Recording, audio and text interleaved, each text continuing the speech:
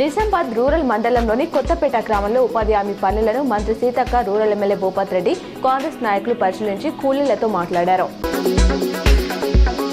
నిజామాబాద్ జిల్లా కేంద్రంలో కాంగ్రెస్ పార్టీ కార్యాలయ కార్యక్రమం చేపట్టారు. ఈ కార్యక్రమానికి మంత్రి సీతక్క, పీసీసీ ఎమ్మెల్సీ మహేష్ కుమార్ గౌడ్, ప్రభుత్వ సలహాదారులు సుదర్శన్ రెడ్డి, షబ్బీరాలితో కలిసి భూమి పూజ చేశారు. బుధవారం నగరంలోని R&B కార్యాలయ స్థలంలో కాంగ్రెస్ పార్టీ నూతన కార్యాలయ భవన నిర్మాణానికి కార్యక్రమం చేపట్టారు.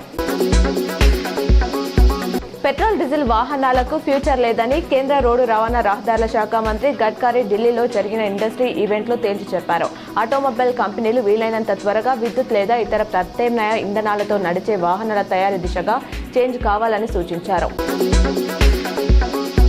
రాష్ట్ర డీజీపీగా నియమితులైన 1991 బ్యాచ్కు చెందిన ఐపీఎస్ అధికారి సివి ఆనంద్ 1994లో ఉమ్మడి నిజామాబాద్ జిల్లా ఎస్పీగా పనిచేశారు. ఆ సమయంలో ఆయన నక్సల్స్ కార్యకలాపాలపై ఉక్కుపాదం మోపారు.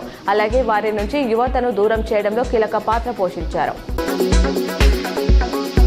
తిరుమలలో భక్తుల రద్దీ కాస్త పెరిగింది. టోకెన్ లేని భక్తులకు శ్రీవారి దర్శనానికి సుమారు 10 గంటల సమయం పడుతుంది. సర్వదర్శనానికి వైకుంఠ క్యూ కాంప్లెక్స్ లో 30 కంపార్ట్మెంట్లలో భక్తులు వేచి ఉన్నారు. ఉమ్మడి నిజామాబాద్ జిల్లాలో బాణుడు బగ్గుమన్నాడు. మంగళవారం నిజామాబాద్ జిల్లా కొరట్పల్లిలో 45.9, కామారెడ్డి జిల్లా కొల్లూరులో 45.5 డిగ్రీల గరిష్ట ఉష్ణోగ్రతలు నమోదయ్యాయి. రాష్ట్రంలోని ఇవి 2-4వ స్థానంలో ఉండడం గమనార్హం. ఉదయం నుంచే ఎండ తీవ్రత అధికంగా ఉండడంతో జనం ఉక్కపోతతో అల్లాడిపోతున్నారు.